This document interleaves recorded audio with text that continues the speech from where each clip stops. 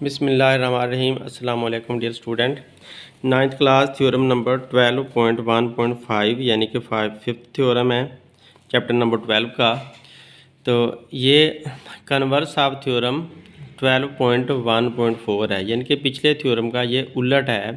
Converse उलट को कहते हैं। मतलब ये कि उसमें जो कुछ मालूम करना था हमने, मतलब प्रूव करना था, उसमें जो कुछ वो इसके गिवन में दिया हुआ है और उसके जो कुछ गिवन में दिया हुआ था वो इसमें प्रूव करना है। तो ये थ्योरम नंबर 4 और थ्योरम नंबर 5 एक दूसरे के उल्टे थ्योरम हैं, एक दूसरे का कन्वर्स हैं, उलट हैं। तो इसकी स्टेटमेंट देखते हैं। Any point inside an angle, ऐसा नुक्ता जो एक एंगल के अंदर होता है, equi distant from it's arm, और वो नुक्ता इसके आर्म से बराबर बराबर फासले पर भी होता है। मतलब कि एंगल के वो बराबर बराबर फासले पर भी होता है, एंगल के आर्म के बराबर बराबर फासले पर होता है। Is on the bisector of it, तो फिर वो नुक्ता इसके बाइसेक्टर पर भी होगा। तो इस बात को प्रूव करो कि क्या वो इसके बाइसेक्टर के ऊपर है, वो पॉइंट के नहीं है। पहले इसकी इम्पोर्टेंट टर्म देखें।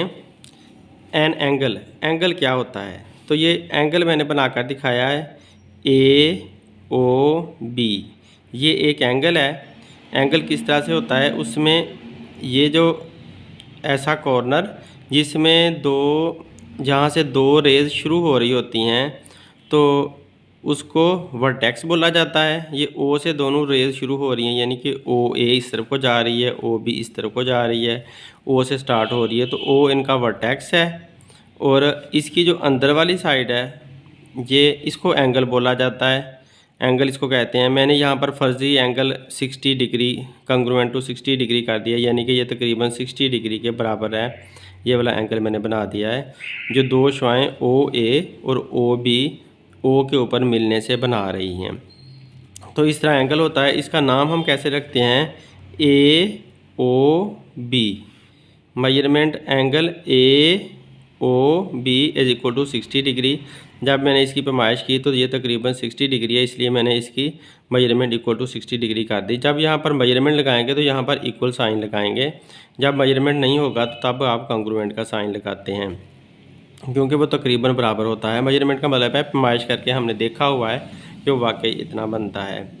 तो इस तरह से ये एंगल हम बना सकते हैं। एंगल का जब नाम रखना होता है तो ये ध्यान रखना है कि जहाँ जिस पॉइंट के ऊपर एंगल हो उस पॉइंट को दरमियान में रखना है। तो क्योंकि यहाँ पर ओ पर एंगल है तो ओ पॉइंट को मैंने दरमियान में रखा, इस एक तरफ ए रख दिया, एक तरफ बी रख दिया। इधर आप बी रख दो, इधर ए रख दो, उससे भी कोई फ़र्क नहीं पड़ता। बस जिस पॉइंट पर एंगल है वो पॉइंट ज़रूर दरमियान में होना चाहिए। तो इसके बाद आगे देखें, ये नेम एंगल का रख लिया। Any point inside an angle, एक एंगल के अंदर कोई सा नुक्ता, तो ये वही दोबारा मैंने एंगल बनाया है पहले वाला ही। उसके ऊपर कोई सा नुक्ता पी भी हो सकता है, कोई सा नुक्ता उसके अंदर क्यू भी हो सकता है, कहीं भी आप कोई सा नुक्ता लगा सकते हो। बस इनसाइड एक नुक्ता लगाना है हमने, एक पॉइंट बताना है। तो points equi distant from arm of an angle, वो पॉइंट जो किसी आर्म के एंगल से इक्वी डिस्टेंट पर होते हैं। तो यहाँ पर मैंने एक पी पॉइंट लगाया है, ये एंगल के आर्म से इक्वी डिस्टेंट पर है। मतलब ये देखें कि यहाँ पर ये ओ बी एक आर्म है, ओ बी से ये 1 सेंटीमीटर के फासले पर है, और एक ओ ए आर्म है जो एंगल का दूसरा पहला आर्म ओ ए है, उससे भी ये 1 सेंटीमीटर के फासले पर है। तो पॉइंट पी दोनों आर्म से इक्वल फासले पर है, इधर भी 1 सेंटीमीटर है और इस तरफ भी 1 सेंटीमीटर है, तो लिहाजा ये दोनों से बराबर बराबर फासले पर है। इसी तरह हम इस पॉइंट ई को देखते हैं, तो ये ओ ए आर्म से 3 सेंटीमीटर के फासले पर है, जबकि ओ बी आर्म से भी 3 सेंटीमीटर के फासले पर है। तो दोनों तरफ से ये भी बराबर बराबर फासले पर है। इसका मतलब है कि इन दोनों आर्म्स के, इस आर्म के और इस आर्म के, ये दोनों पॉइंट बिल्कुल दरमियान में मौजूद हैं, दरमियान में मौजूद हैं। तो ये होते हैं जो पॉइंट्स होते हैं वो इक्वल डिस्टेंस पे होते हैं, किसी भी एंगल के आर्म्स से इक्वल फासले पर होते हैं। ये दोनों पॉइंट्स मैंने बता दिए कि ये जो एंगल हमारा था ए ओ बी, उसके आर्म से इक्वल फासले पर हैं दोनों पॉइंट पी और पॉइंट ई। अब बाइसेक्टर ऑफ एंगल क्या होता है? बाइसेक्टर ऑफ एंगल ये मैंने बनाकर दिखाया है। जो हमारा एंगल ये 60 डिग्री वाले था, उसके बिल्कुल दरमियान से एक मैंने लाइन गुजार दी है। ये लाइन इस तरह से दरमियान से गुजारी है कि जो 60 वाला एंगल था ना, उसको ये काट कर गुजर रही है। उसका एक हिस्सा इसने 30 का बना दिया, दूसरा हिस्सा भी इसने 30 का बना दिया है। तो बिल्कुल दरमियान से ये लाइन गुजर गई है। लिहाजा ये OM जो लाइन है वो इस एंगल की AOB एंगल की बाइसेक्टर लाइन कहलाएगी। तो ये बाइसेक्टर रे बन गई है पहले वाले एंगल की, यानी कि O एंगल की या AOB एंगल की। तो आप देखते हैं कि AOB एंगल 60 डिग्री का था, इसकी मेजरमेंट 60 डिग्री की थी। जब उसमें से ये बाइसेक्टर रे गुजरी तो उसने एक एंगल बनाया मेजरमेंट AOM। एक एंगल उसने बना दिया 30 डिग्री का, और दूसरा MOB दूसरा एंगल उसने फिर 30 डिग्री का बना दिया। तो उसको दो हिस्सों में डिवाइड कर दिया। जब इन दोनों को आपस में मिलाते हो तो 60 डिग्री का बन जाता है। वो 60 डिग्री का ये AOB एंगल है। तो इसका मतलब है ये दोनों मिलकर AOB एंगल पूरा कर देते हैं।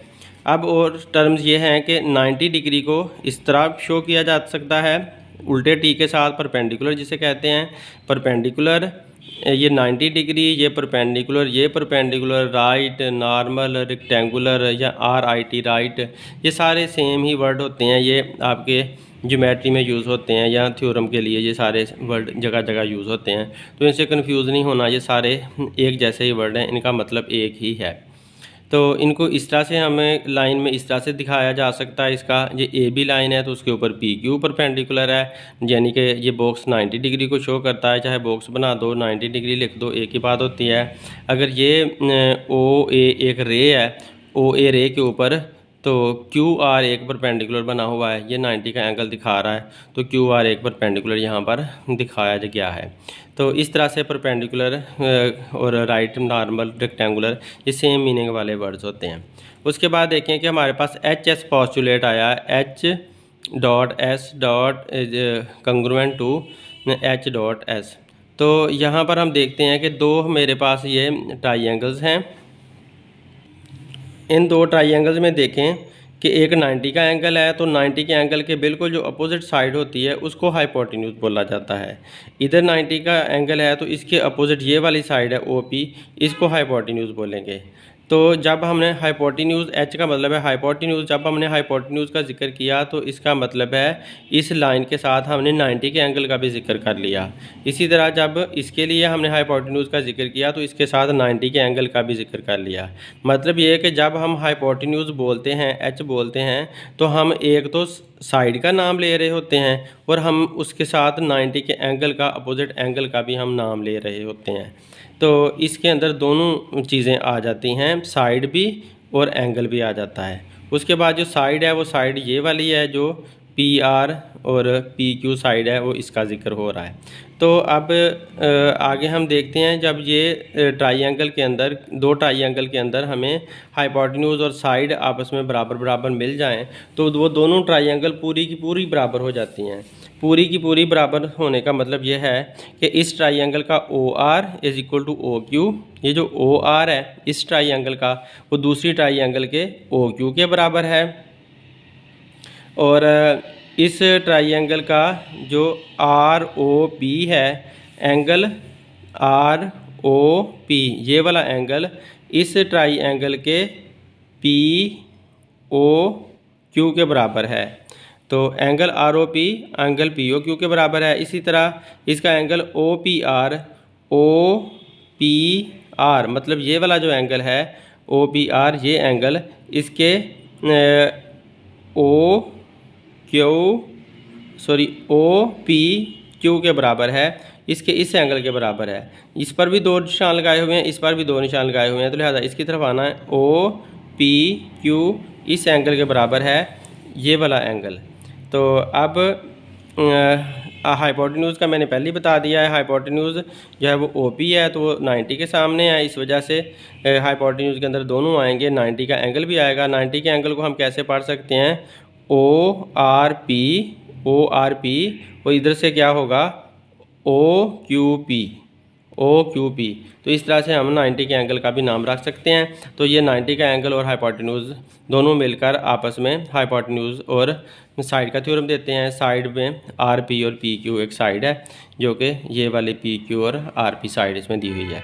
तो इस तरह से ये दोनों ट्राइंगल बराबर हो जाती हैं। जब उनसे हमें HS पोस्टुलेट मिलता है तो दोनों ट्राइंगल मुकम्मल की मुकम्मल बराबर हो जाती हैं। अब थ्योरम के सलूशन की तरफ चलते हैं। गिवन पार्ट थ्योरम का क्या था? गिवन पार्ट जो थ्योरम की स्टेटमेंट में दिया था वो ये था कि any point inside an angle equi distant from it's arm. एक पॉइंट है किसी एंगल के अंदर जो इसके आर्म से इक्वल फासले पर है। तो ये मैंने एक एंगल बनाया और उसके अंदर ये वाला पॉइंट P बना दिया। तो इसके गिवन में आपने लिखना क्या है कि एनी पॉइंट P, कोई सा नुकता P लाइज इनसाइड, जो कि है AOB एंगल के ऊपर, सच दैट इस तरह के PQ is equal to PR, कि ये जो PQ है वो PR के बराबर है। PQ PR के बराबर है। ये दो निशान जो हैं वो शो करते हैं कि ये और ये आपस में बराबर बराबर हैं। वेयर PQ लाइन, ये जो लाइन का निशान है, इज़ परपेंडिकुलर टू OB रे। PQ जो है ना वो OB रे के परपेंडिकुलर है। OB रे के ये परपेंडिकुलर है, यानी कि 90 का एंगल यहाँ पर दिखाया हुआ है। PR जो कि ये वाला PR है, ये PR is perpendicular to OA, ये OA के परपेंडिकुलर है। OA रे जो है ये रे की इलामत है। तो ये साइड की इलामत है, साइड का निशान होता है छोटा बार। तो PR यानी कि ये वाला इज़ परपेंडिकुलर, यानी कि इसके ऊपर परपेंडिकुलर है, ये निशान है OA रे का। OA रे के ऊपर PR परपेंडिकुलर है। अब to prove part of the statement क्या है कि हमने प्रूव क्या करके दिखाना है? हमने ये प्रूव करके दिखाना है कि point P is on the bisector of AOB, कि पॉइंट P जो है ना वो AOB जो एंगल है उसके बाइसेक्टर के ऊपर है। बाइसेक्टर बिल्कुल दरमियान से गुजरने वाली लाइन होती है जो एंगल को दो हिस्सों में डिवाइड करती है। तो इसने दो हिस्सों में डिवाइड किया हुआ है, ये वाली साइड और ये वाली साइड बराबर बराबर है। तो लिहाजा ये OM जो लाइन है वो इसको दो हिस्सों में डिवाइड कर रही है एंगल को। तो ये बात हमने साबित करनी है कि क्या वो पॉइंट P जो है वो बाइसेक्टर के ऊपर है कि नहीं है। तो इस प्रूव करने के लिए कंस्ट्रक्शन करनी पड़ी। जॉइन P टू O, हमें जो P पॉइंट था उसको O के साथ जोड़ना पड़ा। ये वही वाला सारा एंगल मैंने दोबारा बना दिया है, तो उसके अंदर P पॉइंट को O से जोड़ दिया है। तो लिहाजा ये वाला जो P पॉइंट है वो O से जोड़ दिया गया है। O से जोड़ने से हमें दो ट्राइंगल मिल गई हैं। तो एक ट्राइंगल ये मैंने नीचे लिख दी है, जो नीचे वाली है वो नीचे बना दिया है, और जो ऊपर वाली ट्राइंगल है वो ऊपर बना दिया है। तो ये ट्राइंगल है POQ, ये नीचे वाली ट्राइंगल POQ नीचे वाली ट्राइंगल है, और दूसरी ट्राइंगल POR ये ऊपर वाली दूसरी ट्राइंगल है। तो इन दोनों ट्राइंगल की हमने कोरिस्पोंडेंस देखनी है। तो ये जो इलामत है, ये दो एरो हैं, ये कोरिस्पोंडेंस के एरोज़ होते हैं। तो मतलब ये दोनों ट्राइंगल को कंपेयर करने के लिए इस्तेमाल होते हैं कि देखना है कि दोनों ट्राइंगल बराबर बराबर में आती हैं या नहीं आती। तो जब हमने स्टेटमेंट्स और रीज़न हमने देनी है तो उसमें हमने इस बात को साबित करना है कि ये बराबर बराबर आती हैं या नहीं आती। तो इन ट्राइंगल्स के अंदर हम देखते हैं कि P एंगल, जो ये वाला एंगल का निशान है, एंगल PQO, एंगल PQO, यानी कि ये वाला एंगल जो 90 का है PQO, एंगल PRO के बराबर है, एंगल POR के बराबर है।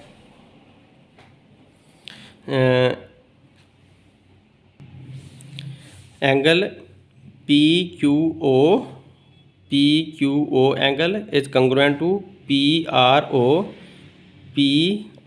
मतलब ये 90 का एंगल, ये 90 का एंगल, ये आपस में बराबर बराबर हैं। ये गिवन में हमने कहा था कि राइट एंगल्स हैं। गिवन में इसकी हमने बात की थी कि ये देखें राइट एंगल की हमने बात की हुई, हमने परपेंडिकुलर का निशान लगाया हुआ है, तो राइट एंगल की हमने बात की हुई है गिवन के अंदर।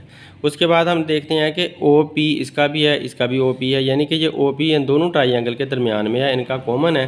तो PO लिख दो या OP लिख दो, ये कॉमन दोनों का लिख दिया। अब देखते हैं कि PQ is equal to PR। इसमें देखो कि PQ is equal to PR, ये साइड और ये साइड आपस में बराबर बराबर हैं, ये बराबर होने के निशान लगे हुए हैं। तो ये हमने कंस्ट्रक्शन में लिखा था, और ये इसके अंदर हमें गिवन में हमें इसका पता चला था, तो कंस्ट्रक्शन में भी हमने इसको लिखा। गिवन में हमें ये पता चला था कि ये दोनों आपस में बराबर बराबर हैं, तो लिहाजा हमने इसके सामने गिवन लिख दिया। तो यूँ हमने एक एंगल, दो साइड्स हमें आपस में बराबर बराबर मिल चुकी हैं। तो एक एंगल हमारा जो कि 90 का है और दो साइड्स, एक साइड हमारी ये वाली P Q is equal to P R, ये हमें बराबर मिली है, और ओ पी हमें हाइपोटेन्यूज भी बराबर मिला है। तो हाइपोटेन्यूज को साथ मिलाएं, हाइपोटेन्यूज को और इस एंगल को साथ मिलाकर हमने ये कह सकते हैं कि हमारी ट्राइंगल्स आपस में बराबर बराबर हैं। तीनों को भी मिलाकर यही बात कह सकते हैं, दो को मिलाकर भी यही बात कह सकते हैं। बहरहाल इन दो को उसने लेकर 90 के एंगल को और हाइपोटेन्यूज को उसने लेकर और साथ ये वाली जो है साइड, इसको साथ मिलाकर उसने हाइपोटेन्यूज साइड का पोस्टुलेट लगा दिया है। तो क्योंकि मैंने आपको बताया है कि जो हाइपोटेन्यूज होता है उसके अंदर 90 का एंगल भी साथ शामिल हुआ होता है। तो इस तरह से हमारी दोनों ट्राइंगल जिनकी हमने कोरेस्पोंडेंस देखनी थी, वो कोरेस्पोंडेंस वाली ट्राइंगल आपस में बराबर बराबर प्रूव हो चुकी हैं। हाइपोटेन्यूज साइड पोस्टुलेट इस बात को साबित करता है। जब वो ट्राइंगल दोनों आपस में बराबर बराबर हैं तो उनका जो एंगल ओ है, जो पी ओ क्यू एंगल है, यहाँ से देखो पी ओ क्यू मतलब ये वाला एंगल, वो बराबर आ चुका है पी ओ आर के, इस एंगल के वो बराबर आ चुका है P O R P O Q, मतलब ये वाला एंगल इस एंगल के बराबर आ चुका है। जो एंगल का आधी साइड ऊपर वाली है वो नीचे वाली आधी साइड के बराबर आ चुकी है। तो इसका मतलब है कि हम कह सकते हैं कोरिस्पोंडिंग एंगल्स ऑफ कंग्रुएंट ट्राइंगल, वो ट्राइंगल्स जो बराबर बराबर थी उनके एंगल्स भी बराबर बराबर होंगे। तो लिहाजा ये एंगल की आधी आधी साइड्स भी बराबर बराबर आ चुकी हैं। तो आधी आधी साइड किस वजह से बराबर बराबर आई हैं? क्योंकि OP ने उनको दरमियान से काटा था। तो लिहाजा हम कह सकते हैं कि इडिस्ट यानी कि P is on the bisector of AOB, के P जो है वो OP के ऊपर है, तो P जो है वो AOB जो एंगल है उसके बाइसेक्टर के ऊपर वाक़या है। इसी वजह से उसने उसको, इस बड़े एंगल को दो हिस्सों में बराबर बराबर हिस्सों में काट दिया था। तो इस तरह से ये हमारा थ्योरम प्रूव हो जाता है। Thanks for watching my video. Allah हाफिज़।